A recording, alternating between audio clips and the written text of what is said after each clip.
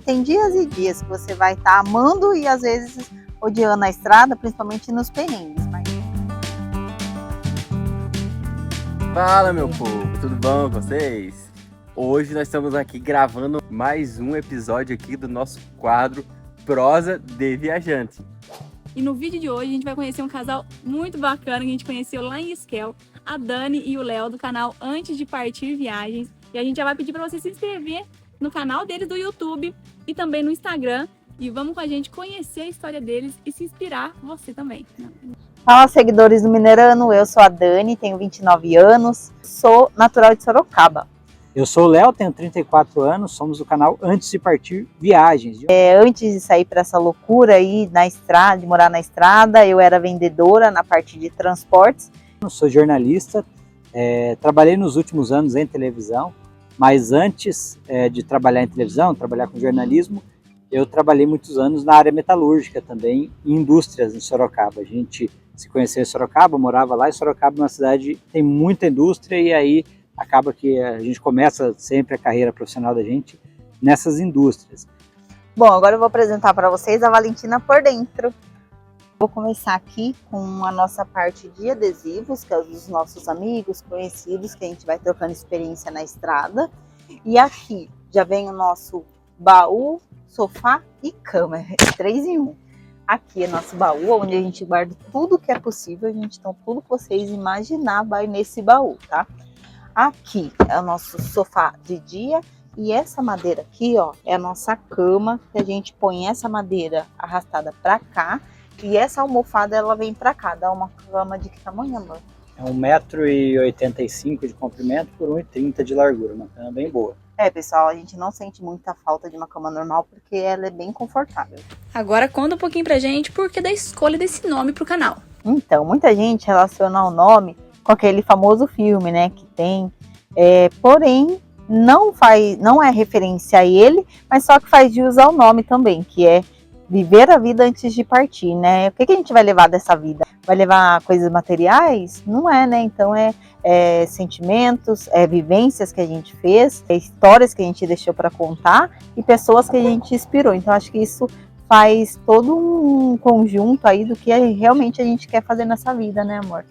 Isso aí, a gente quer aproveitar a vida ao máximo antes realmente de partir dela, né? Então, esse é o paralelo aí que tem esse nome, que o pessoal às vezes pergunta sobre o filme, como a Dani disse, mas é isso, a gente quer passar essa mensagem de que você tem que aproveitar a sua vida antes de partir, e a gente quis aproveitar cedo, né? Muita gente fala, por que vocês não esperaram mais, ter filho, depois que aposenta e tal, mas aí muitas vezes você vai esperar, você já não vai mais ter força para aproveitar, então a gente se arriscou, deixamos nossos empregos, pedimos demissão dos nossos empregos para fazer isso que a gente está fazendo hoje, vivendo hoje na estrada dessa forma. Mas eu queria abrir um parênteses aqui, igual o Léo falou, a gente resolveu sair cedo, mas eu costumo falar também que não tem idade para você entrar nessa vida, né?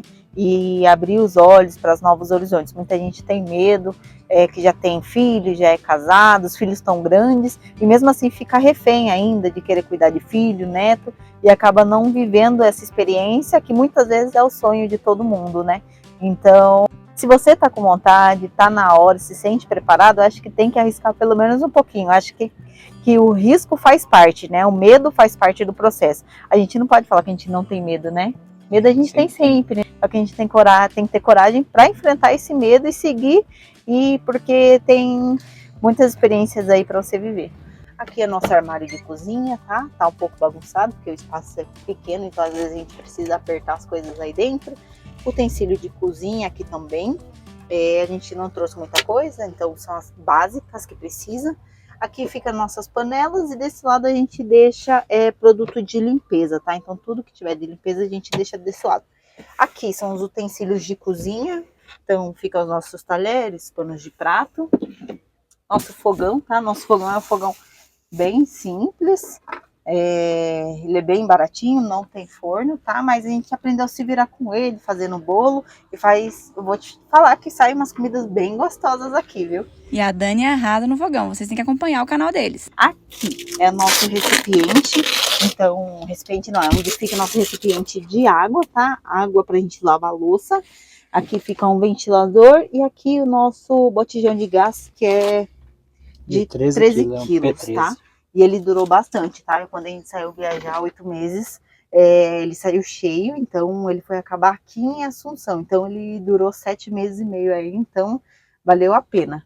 Aqui nossa geladeira de 12 volts, a gente teve que trocar, que a gente saiu, essa daqui ela é uma geladeira argentina, então ela é de 46 ou 48 litros, eu não me lembro muito bem, mas só que ela atende bem a gente.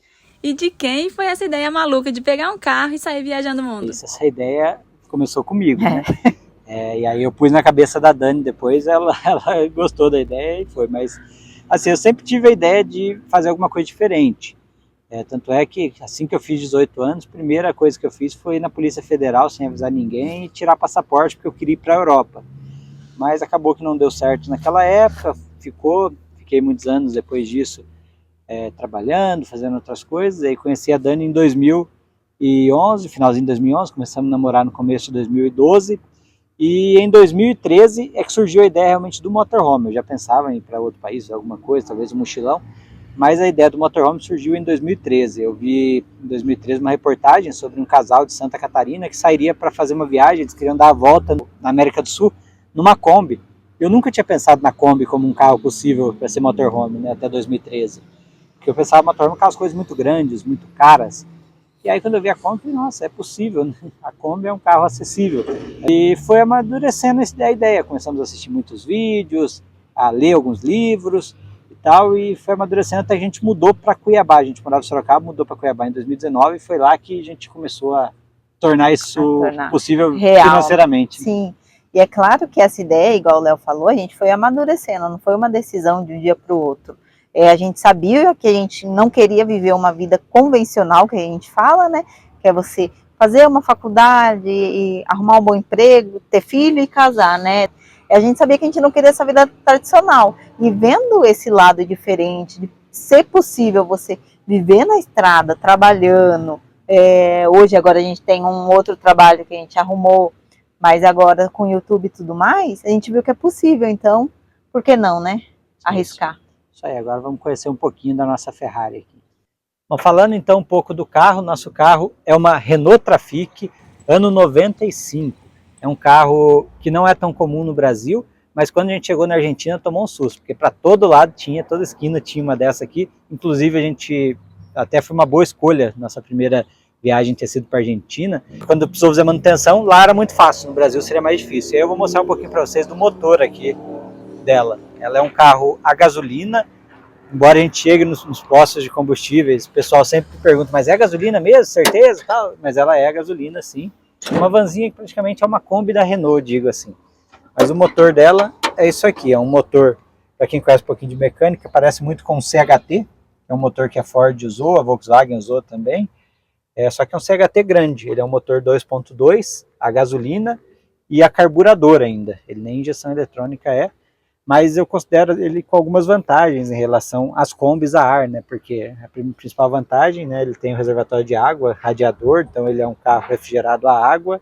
O câmbio dele tem 5 marchas, o volante não tem aquela folga toda. Existem algumas versões com direção hidráulica, inclusive essa não é direção hidráulica, é uma direção bem pesada, mas não tem folga. Então, assim, é um carro que a gente gosta dele, e o nome carinhoso dele, fã dele, mas na verdade é ela, né? É a nossa senhorinha Valentina, que deu alguns perrengues pra gente, né? Deu alguns trabalhos, mas no geral ela foi muito bem, subiu montanha, desceu montanha, e aí a gente precisou fazer algumas manutenções. A única manutenção realmente assim que a gente fez, porque não tinha como andar mais, foi uma vez só que quebrou a embreagem em El Calafate.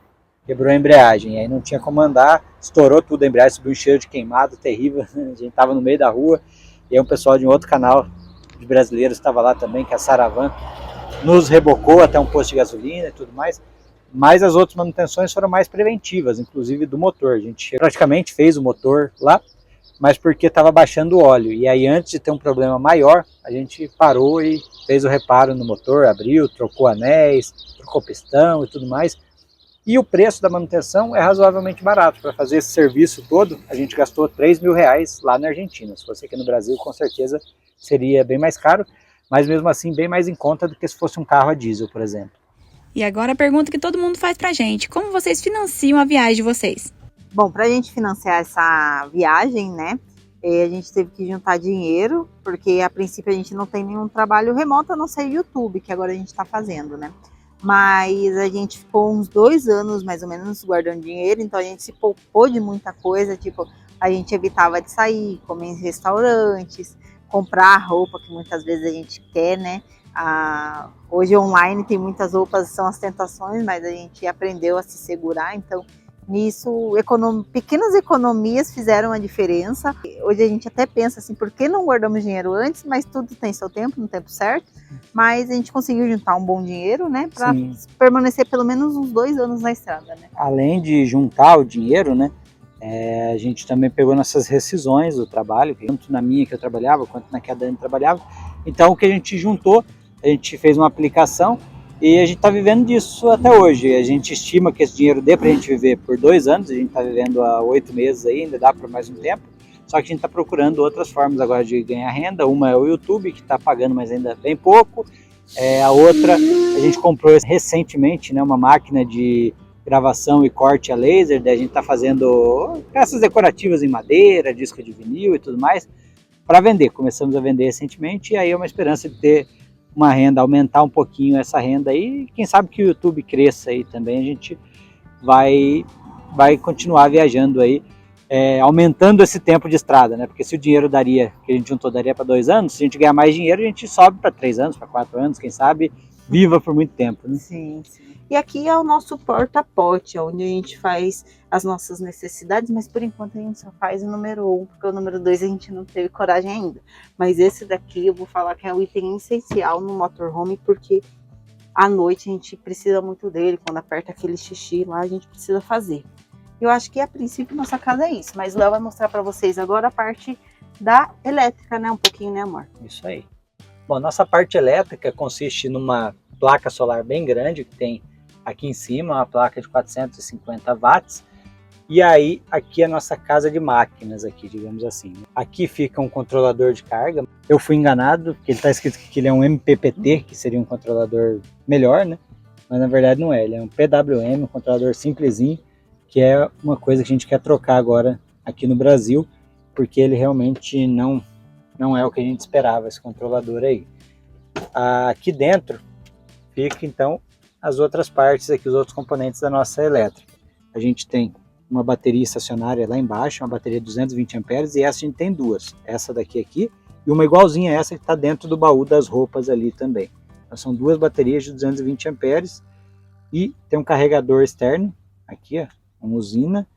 Esse usina é de 70 amperes, e aí quando a gente está parado num lugar com tomada, a gente sempre liga ele, mesmo estando com a bateria boa, a gente liga, porque energia nunca é demais aqui.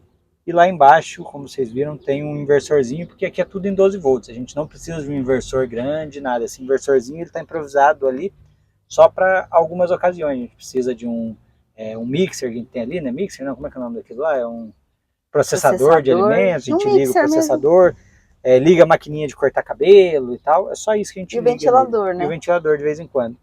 E aí ele aguenta bem só aquele ali. Então essa é a nossa parte elétrica, funciona bem, toda ligação é feita em 12 volts e toda ligação também fui eu que fiz. Desde a colocação da placa em cima até essa ligação aqui. Os fios são meio bagunçados, mas eu entendo aqui o que acontece. Isso, inclusive a casinha inteira a gente fez, né? Isso, ela toda foi feita por nós dois. Demoramos aí alguns meses, né, para fazer, uns 6 meses, mas a gente foi sempre adaptando alguma coisa. Esse caixote, por exemplo, da bateria não tinha, a bateria ficava aparente aqui, depois nós fizemos. Isso aqui, esse usina, foi a última coisa que a gente colocou antes da viagem, mas está tudo funcionando perfeitamente e atendendo muito bem. A gente consegue ficar, por exemplo, até uma semana ali, mais ou menos, sem ter uma energia externa. Quando o tempo está meio ruinzinho, assim, né, a gente consegue ficar. Agora, se tiver sol todos os dias, é um mês, aí a gente consegue ficar de autonomia. Lógico, de noite dando uma economizada, porque durante o dia a gente aumenta às vezes a potência da geladeira durante o dia, à noite deixa ela bem baixinha a potência dela, ou em alguma ocasião, se não tiver nada que estraga lá, a gente até desliga à noite, mas vai indo bem assim. Agora vamos falar de perrengue. Vocês tiveram algum perrengue na viagem que fez vocês tremer na base? A gente teve alguns perrengues aí na estrada, mas acho que o maior perrengue nosso foi lá na Patagônia, né? A gente tinha ido visitar os pinguins lá em Punta Tombo. É uma reserva bem legal para quem tem interesse em conhecer os pinguins. Lá é um ótimo lugar assim para ter o contato com os bichinhos. Mas lá você pega uma estrada de terra e geralmente o pessoal fala, ó, levem gasolina porque lá precisa, porque o próximo posto é muito distante. Mas todo mundo, quando pega essa estrada, acaba voltando, porque você sai do asfalto, entra na terra, mas volta pela terra e entra no asfalto de novo, né? Só para complementar, né, para ficar mais fácil de entender, a gente vai pela rodovia principal, que é a Ruta 3. Para entrar em Punta Tombo, a Pinguineira, você sai dessa ruta principal, pega uma outra rodovia que é asfaltada, são 60 km asfaltados até chegar na entrada do parque da Punta Tombo, que daí é 20 km de estrada de terra. Quando é hora de voltar, as pessoas voltam esses 20 km da estrada de terra e aí pegam de novo o mesmo asfalto até chegar na ruta principal. E a gente errou, né? A gente pegou, em vez de pegar o asfalto, a gente pegou uma outra rota alternativa que ninguém passava e era tudo de terra. Então, mas além de ser de terra, isso nem era o problema, porque até então a gente conseguiria chegar, né? Apertado, mas talvez sim. Só que o carro atolou. E nessa, é porque tinha tido chuva nos últimos dias, só que não foi uma pocinha de água, era uma poçona de água. E a inteligente aqui, né, que não conhece muito, acabou falando, amor, vai pela lateral. E eu sabia que tinha que, quando tem muita água assim, você tem que tentar ir pelo meio, que é o lugar mais firme. Mas ela ficou falando tanto para ir pela lateral, que aparentava que a lateral estava menos cheia de água. Acabei indo na dela, ficamos parados lá e não passava uma alma viva nessa estrada. Não passava ninguém, e a gente tentava, e a única opção era a gente tentar cavocar aquela lama gigante que tava, sério, o pneu, ele entrou dentro da lama. E a gente, tipo, não tava dando certo. Uma hora a gente pensou, tipo, vamos dormir aqui, quem sabe vinha uma ajuda aí outro dia, porque não passava uma alma viva. E de repente, Deus mandou anjos lá, o único carro que passou lá era justamente um caminhão da prefeitura de manutenção e que tinha justamente o equipamento pra gente, porque não adiantava passar um carro pequeno lá e a gente não tinha o equipamento para tirar e ele nem conseguiria, né? Não, se fosse um carro pequeno não ia dar conta de puxar. Porque a Nossa Senhora Valentina, ela pesa quase 3 mil quilos. Quase 3 mil quilos, né? Então, foi naquele momento, aquele anjo apareceu, ajudou a gente conseguiu chegar, né? Mas a gente ficou com medo, eu fiquei com medo, sinceramente. A nossa rota, para quem tem curiosidade, a gente saiu de São Paulo, viemos para o Paraná, inclusive nesse momento da gravação do vídeo estamos no Paraná de novo, viemos para o Paraná, saímos na verdade do Brasil por Dionísio Cerqueira, que é uma cidade ali na divisa entre Paraná e Santa Catarina, e aí descemos até Buenos Aires, depois de Buenos Aires pegamos a Ruta 3, que vai beirando ali o Oceano Atlântico, fomos até Ushuaia, voltamos pela Ruta 40, que vai beirando ali a Cordilheira dos Andes, aí descemos para o Chile, Santiago, ficamos um tempo lá, fomos para o litoral do Chile, subimos 600 quilômetros no litoral do Chile. Quando chegou na última cidade que a gente ia fazer ali do Chile, para depois voltar para a Argentina por lá mesmo, por um lugar chamado Passo Água Negra, que é uma fronteira que fica a 4.800 metros de altitude, deu uma nevasca lá e destruiu toda a estrada. E aí as únicas opções para a gente voltar para a Argentina ou era descer os 600 quilômetros que a gente tinha subido e voltar pelos Caracoles, o mesmo lugar para onde a gente tinha entrado no Chile, ou subir 1.100 quilômetros até o Atacama e voltar pelo Atacama. A gente acabou voltando para trás, os 600 quilômetros, porque a gasolina no Chile era R$8, e a gente não estava mais dando conta de abastecer no Chile. Depois do Chile e da Argentina, a gente ainda entrou no Paraguai, ia ficar um tempo lá no Paraguai, mas a Dani ficou doente, ficou com uma infecção urinária e a gente não tem o seguro saúde. Para passar num médico no Paraguai teria que pagar. Então voltamos, demos um tiro direto de Assunção até Cidade do Leste e entramos em Foz do Iguaçu para ir numa UPA, num médico. Conseguiu atendimento, porque a infecção de urina não é brincadeira, né? E o que vocês diriam para quem está assistindo esse vídeo e tem vontade de cair na estrada? Eu penso que não deixe as dificuldades, né, atrapalhar, né, amor? Porque não é fácil viver na estrada, gente. Não adianta a gente falar que é mil maravilhas sempre estar aqui. Às vezes tem dias que a gente não pensa em voltar nunca mais a morar numa casa. Tem dias que a gente quer voltar a morar numa casa, que a gente sente falta de muitas coisas. Então é assim, tem dias e dias que você vai estar amando e às vezes odiando a estrada, principalmente nos perrengues. Mas se seu sonho é esse, eu tô falando particularmente de morar na estrada, mas em si de um sonho, né? Eu acho que o sonho começa a partir do momento que ele já tá no seu coração.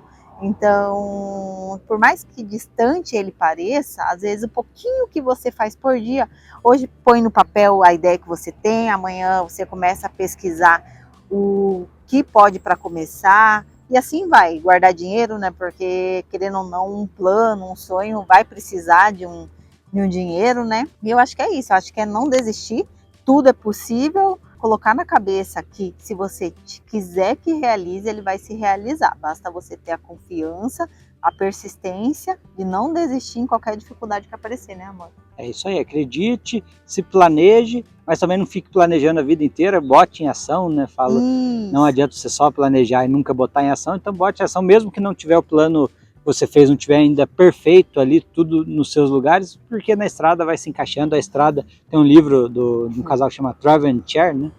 Que fala, a estrada dá tudo o que você precisa, e realmente a estrada nos dá tudo o que a gente precisa. Sempre que tivermos dificuldade, aparecer uma mão amiga ali para nos ajudar, e dá para viver sim. Lógico, você tem que ter um planejamento para não passar muita dificuldade, né? Mas com planejamento, em pouco tempo você vai conseguir também realizar esse sonho, né? É isso, só não espere o momento perfeito, o dia perfeito, a hora perfeita, porque o perfeito nunca vai ter, sempre vai estar faltando algo. Só que se você ficar nessa esperando, nunca vai concretizar, você nunca vai começar a viver esse sonho, né? Isso aí. E para finalizar aqui, vamos usar nosso bordão que a gente encerra nossos vídeos, hein? É isso aí. Pessoal, viva a vida antes de partir. Até a próxima. Obrigado pela oportunidade, pessoal do Minerando Mundo. Tchau, tchau. Então a gente já queria agradecer a Dani e o Léo por gravar esse vídeo com tanto carinho pra gente, com tanto cuidado, aceitar entrar nesse quadro com a gente ficou muito feliz. Obrigado mesmo, pessoal. Em forma de agradecimento, vamos se inscrever no canal deles, deixar um comentário lá que viemos pelo Minerando Mundo, que a gente vai ficar muito feliz, e eles também. Então, gente, como vocês viram aí, esse novo estilo de conversa que a gente tá tendo com os viajantes tá sendo bem legal, tá encorajando as outras pessoas a ver como é possível você também estar na estrada. E a gente sempre quis ter um quadro no nosso canal que ajudasse outras pessoas. Como a gente tinha medo, não sabia, isso aqui é um negócio que encoraja as pessoas a estar na estrada. A gente tá muito feliz, o primeiro vídeo do Davi Camargo foi um sucesso. Sim. E se você também conhece algum viajante aí que tá aí viajando, morando na estrada, manda pra gente estar entrevistando ele, sabendo como ele vivia antes, como surgiu essa ideia, pra gente estar toda semana lançando um vídeo bem legal desse prosa com viajante. Mostrando outros canais, outras pessoas e encorajando outras pessoas a caírem na estrada também e viver esse sonho. Então, se você gostou desse vídeo, já deixa seu like, se inscreve no canal, nosso e no deles, e compartilha com os amigos para encorajar várias pessoas, gente. Quanto mais pessoas na estrada, melhor. E até o próximo vídeo. My thoughts are too big. Can I get some comfort, please?